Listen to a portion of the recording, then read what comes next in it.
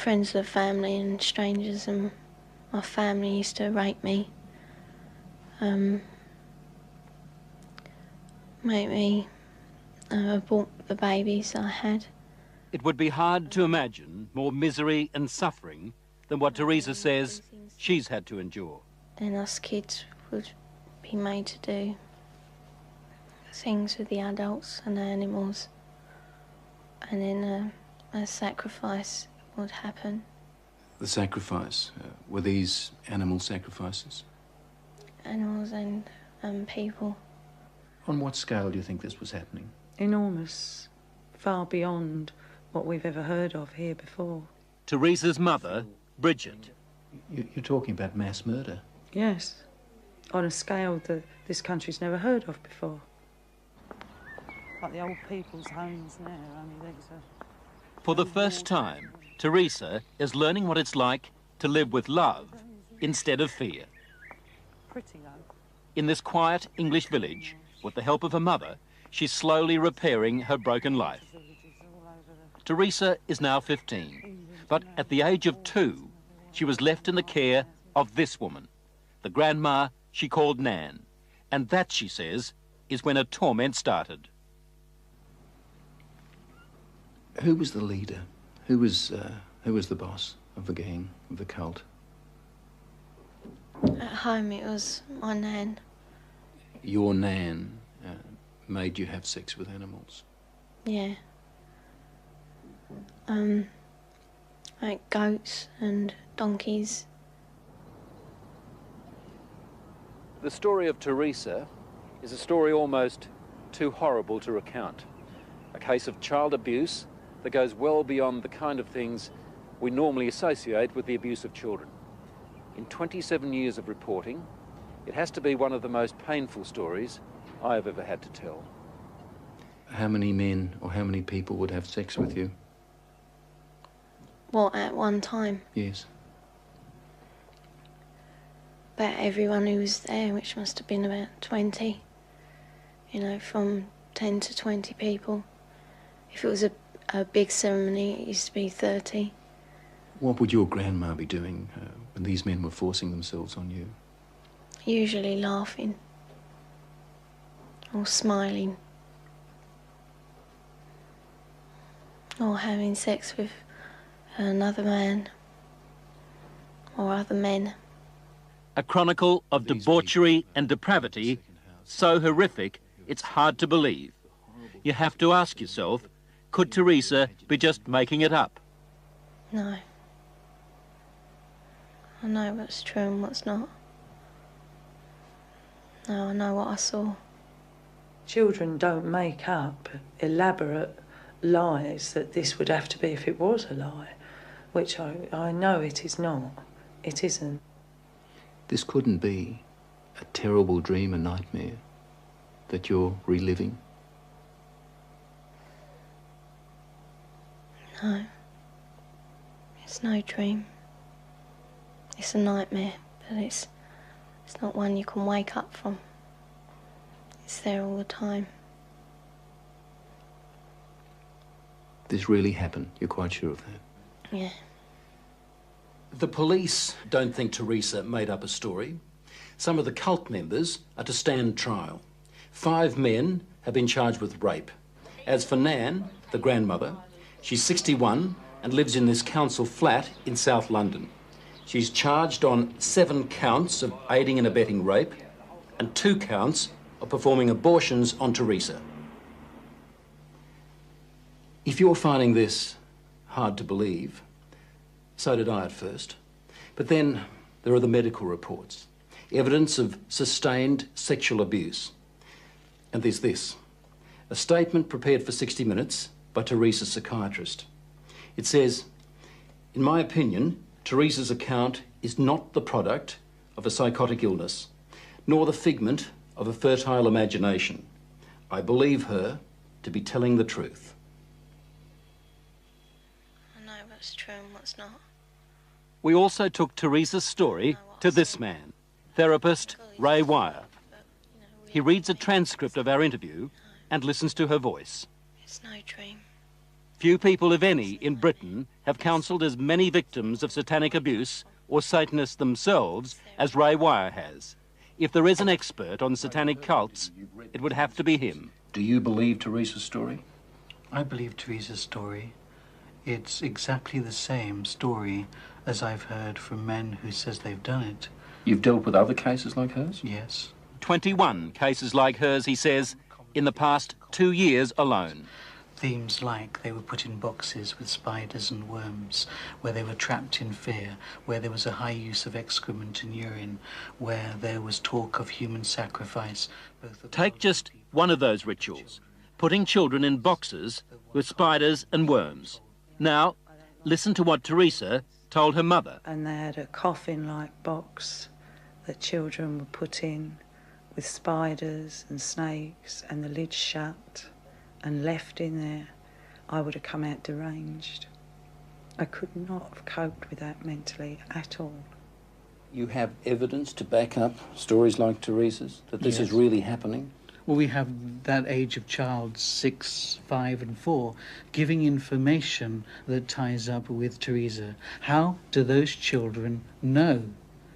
How do those children able to describe rituals, to talk about ceremonies, to talk about sacrificing animals? How do those children know? Nightmares, imagining it? You can't imagine those things at 3 and 4 years old, and you also don't have the evidence of anal sex abuse and oral sex abuse and all that other abuse that clearly those children have experienced and endured. During these ceremonies, was Satan, the devil, ever referred to? He was called Lucifer.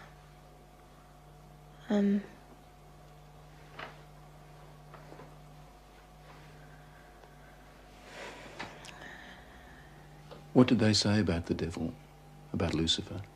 That killing the people made him happy. Sacrifices to please the devil. According to Teresa, the worst rituals took place at a house somewhere in the country. It was big, you know, expensive. From the front it looked like a castle. You know, it had a long drive and big double wooden doors. Do you think they were rich people then? Very rich.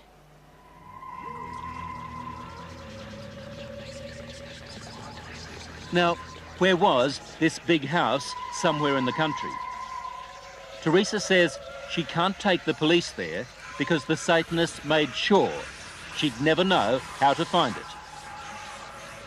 Teresa was always drugged, or on a couple of occasions she says she was knocked out, so that she never fully knew the route. There was a tramp who was brought in once, you know, and he was killed. He was cut from his throat down to his stomach, and they ate him, or bits of him. They killed a man at a ceremony? Yeah. In front of you? Yeah, in front of all of us. Did the tramp, did this man fight back? No, I think he was, you know, drunk or something. He seemed really dopey. He was laughing a lot when he was brought in. And he started screaming when they began to cut. But after a while, you know, he died. I'd seen a few killings before then. Although I wasn't used to it, you know, that was the worst one.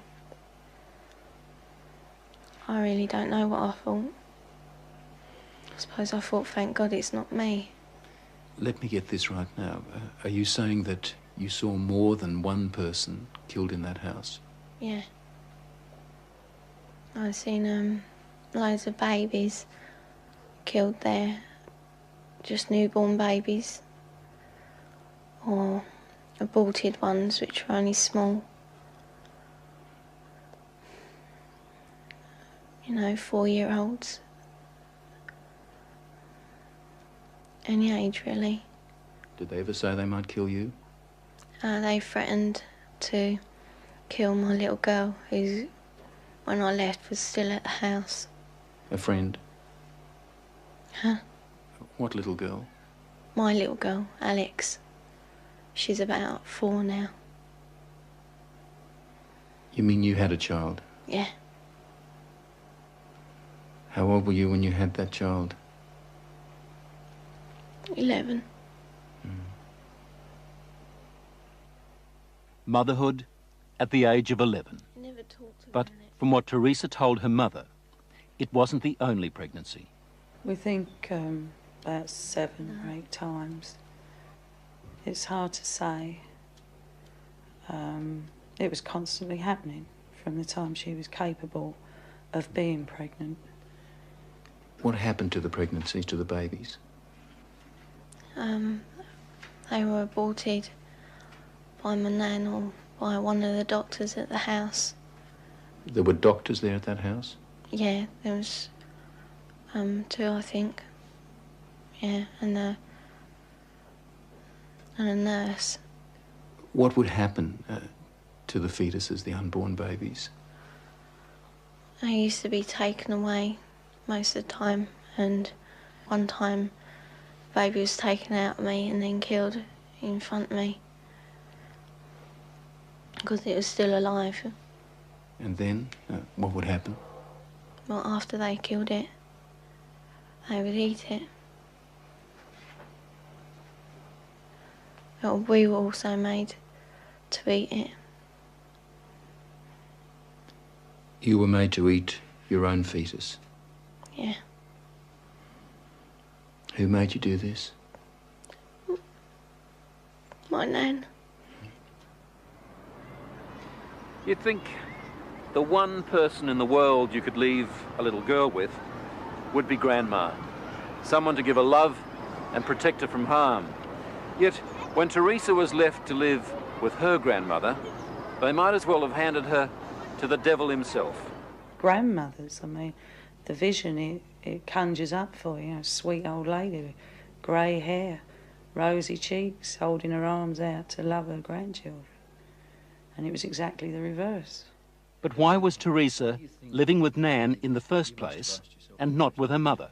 Well, when my first marriage broke up, I took the children with me and couldn't cope. So I gave them to their father, who in turn moved to his mother's. And To Nan's place? Yeah. And when he left the Nan's place, he left the children there. How do you feel now towards her grandma and the other people who did all those things to your daughter? They disgust me. They are the worst form of life this earth has had the misfortune to create. Vile. Did you ever try to run away? You must have been frightened. A couple of times I did, but my uncle, he caught me and brought me back. Going to the police? Did that occur to you? No. No. I thought it was normal, you know, even though I didn't like it. You know, I mean, you don't like to eat greens, but you know, somehow I thought it was just her being called to be kind or something like that. She said to me it was something that everybody did, she thought, you know, like you don't like going to school or the dentist, you don't like going to the black masses. It was never any different. I didn't have nothing to compare it to. All part of life, Teresa thought. Even a miscarriage one day at school. Yeah, I asked the teacher if I could go to the toilet, and she allowed me out. I went into the toilet and the baby was in my knickers. I thought it was dead, but it wasn't. It was still moving. And yet no one at school knew? No. Saw anything? No. Or if they did, they didn't say. No, she was treated for a high temperature, fever, nothing more. What did she do with the baby? She kept her for a while because she was frightened that they'd use the child as part of the rituals. So she turned the pencil case into little coffin. Apparently she put roses in to make her smell sweet. Put a letter with her. Pictures of herself and her brother. A picture of me. And then I put it down the chute because I didn't want my nan to get it. As we said earlier, the police have already charged some members of the cult, and we know they're also investigating Teresa's accounts of those ritual killings. If there were as many as she told us, then the Satanists had a problem. How did they get rid of the bodies? They had a tub, you know, pretty big, I don't know. A fairly big tub, and they used to put the bodies and bones in there. And it used to go like, you know, fizzy and that. And then there was nothing left. Well, there didn't seem to be, but when they cleared it out, there used to be a sludge at the bottom. Teresa's story, her account, doesn't really surprise you? It doesn't surprise me in the light of satanic abuse, no. Do you get frustrated with people who just won't accept that these things do happen? Yes, because I've worked with murderers in prisons for years. Not that long ago, a boy was found in a forest in southern England without a head. We have no doubts that men can do that. And yet when we start talking about men within Satanism who actually believe in evil and it's the right to express evil, we suddenly have a doubt. As I was leaving Teresa's place, she handed me this note. It's addressed to the film crew. She says, "Thanks for bothering to help kids like me. I hope it helps." On the other side, there's a poem Teresa made up while she was staying at Nan's place. She calls it Nothing Left. Nothing left. I would scream, but there is no voice left. I would cry, but there are no tears left. I'd fight, but there is no strength left. That was just part of our investigation of Satanism in Britain. We're also gathering evidence about the activities of such cults here in Australia.